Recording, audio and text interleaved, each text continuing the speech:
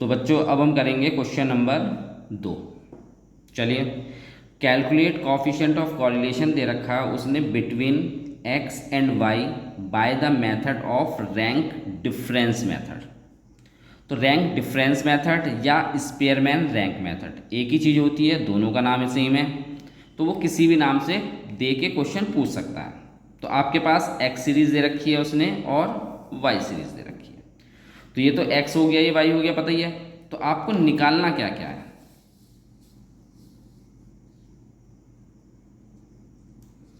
तो एक्स हो गया और वाई हो गया। हमें क्या क्या लेना है, एक तो रैंक एक्स निकालनी है, फिर रैंक वाई निकालनी है, डी निकालना है। डी मीन्स डिफरेंस होगा किस किस का, रैंक एक्स और रैंक वाई का, और इसका स्क्वायर चाहिए।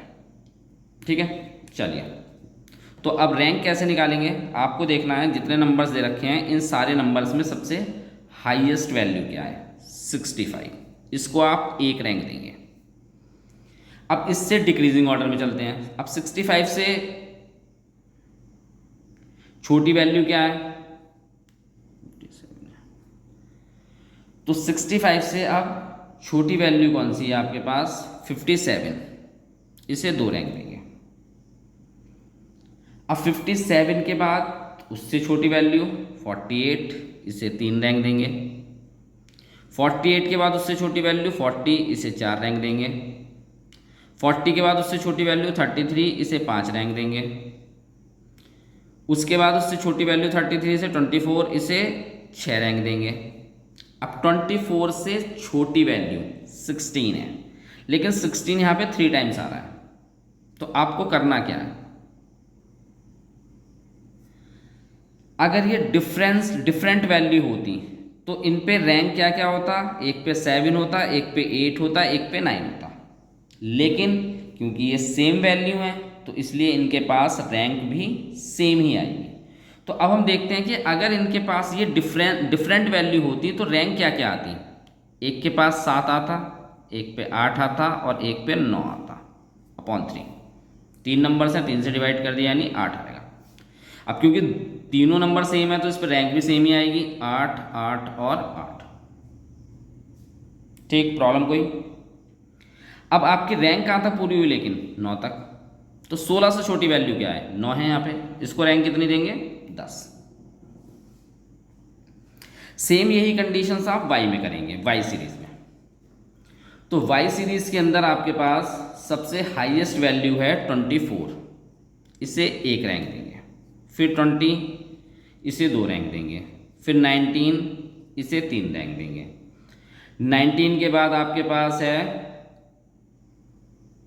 15, चार रैंक। अब 15 के बाद आपके पास आता है 13, दो वैल्यू सेम है। अब ये अलग अलग वैल्यू होती तो एक के पास 5 होता, एक के पास 6 होता, लेकिन सेम वैल्यू दे रखी है तो रैंक भी सेम आएगी। तो क्या करेंगे, इनका एवरेज निकालेंगे रैंक का, सेकंड नंबर का निकालने हैं। तो एक पे रैंक 5 होती और एक पे 6 होती अपॉन 2। क्या हो गया ये वैल्यू, इनका एवरेज 5.5। दोनों को ऐड करेंगे, डिवाइड बाय 2। तो इन दोनों पे रैंक कितनी आएगी, सेम। ठीक है, आगे चलते हैं। अब 13 के बाद जो हमारे पास अगली छोटी वैल्यू है वो 9 है। तो यहाँ तक रैंक कहाँ तक पूरी हुई, 6 तक। तो यहाँ पे कितना जाएगा आपके पास, 7।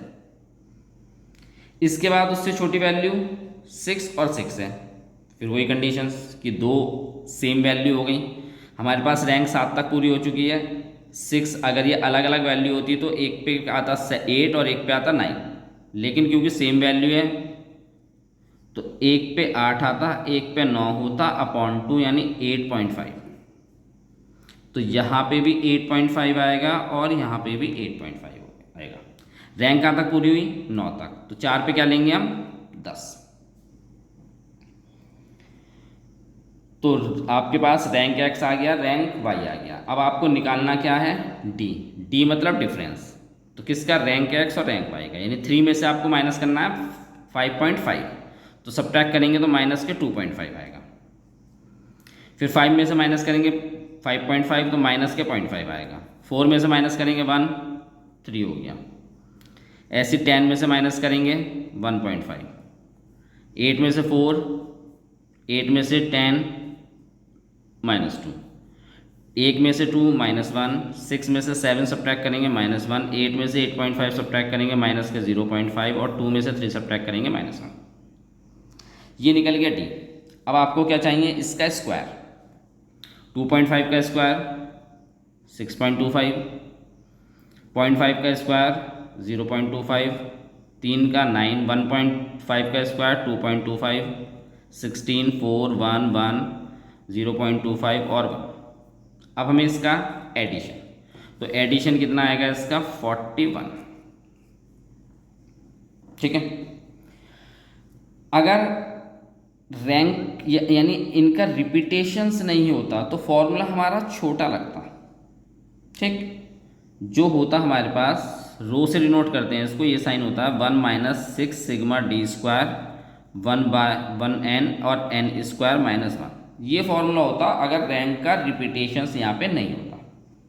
लेकिन क्योंकि रैंक का रिपीटेशंस हो रहा है तो फॉर्मूले, इस वाले फॉर्मूले में ऊपर की तरफ 1/12 m³ - m, ये रिपीट करेंगे आप 3 बार, यानी जितनी बार रैंक का एवरेज निकला होगा उतनी बार इस पूरे फॉर्मूले में 1/12 m³ - m 3 बार आएगा। जैसे मैंने फॉर्मूला लिख रखा है ये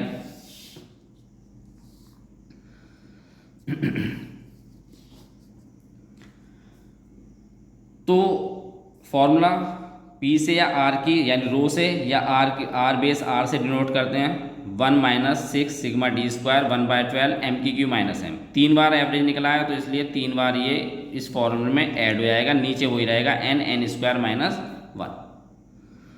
तो चलिए अब m क्या होगा, आओ वो भी देख लेते हैं।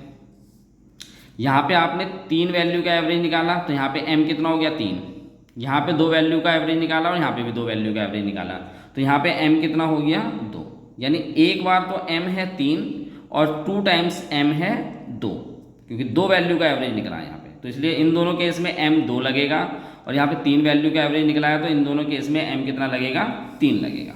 चलिए तो वैल्यू पुट करते हैं, 1 माइनस बीच में ही आएगा 6 सिग्मा डी स्क्वायर की वैल्यू आपके पास कितनी है 41 प्लस 1/12 m, एक बार तो 3 है m 1/12, ये पावर में क्यूब रहेगी चाहे m कितनी बार भी आए। यहाँ पे 2 की पावर 3 और यहाँ पे 1/12 2 की 3 -2, n कितना है आपके पास 10 और 10 का स्क्वायर -1, 1 - 6 41 अपनी जगह रहेगा। अब क्या करेंगे 3 की पावर 3 3 × 3 × 3 तो कितना हो गया 3 × 3 9 और 9 × 3 कितना हो गया 27। 27 में से आप 3 सब्ट्रैक्ट करेंगे कितना बचेगा 24 और 24 को 12 से डिवाइड कर देंगे तो आपके पास आएगा 2। फिर 2 की पावर 3 2 × 2 × 2 यानी 2 2 जा 8 2 2 जा 4 2 जा 8, 8 में से आप 2 सब्ट्रैक्ट करेंगे तो कितना बचेगा आपके पास 6 को 12 से डिवाइड करेंगे 0.5। ऐसे ही सेम यहाँ पे भी कंडीशन बनेगी 0.5 की। 10 है, 10 का स्क्वायर 100 में से 1 सब्ट्रैक्ट करेंगे तो 99। 1 - 41 + 2 43 और 0.5 1 हो जाएंगे, यानी हो जाएगा आपके पास 6 × 44 और 10 की मल्टीप्लाई 99 से करेंगे तो 990। ठीक है, चलिए उसके बाद इसकी मल्टीप्लाई कर लेते हैं 1 माइनस ये आएगा आपके पास 264/990। अब 990 ये इसको 990 से डिवाइड कर देते हैं तो 1 - 0.267 और 1 में से हम इसे सब्ट्रैक्ट कर देंगे तो 0.733। तो आंसर मैंने पीछे ही बताया था कि कॉरिलेशन के अंदर आंसर जो आएगा आपका वो 1 या 1 से छोटा होगा, यानी ग्रेटर देन 1 नहीं आंसर होगा, लेस देन 1 ही होगा। तो ये क्वेश्चन नंबर 2 था आपका। अगले क्वेश्चन के लिए अगली वीडियो पे चलते हैं।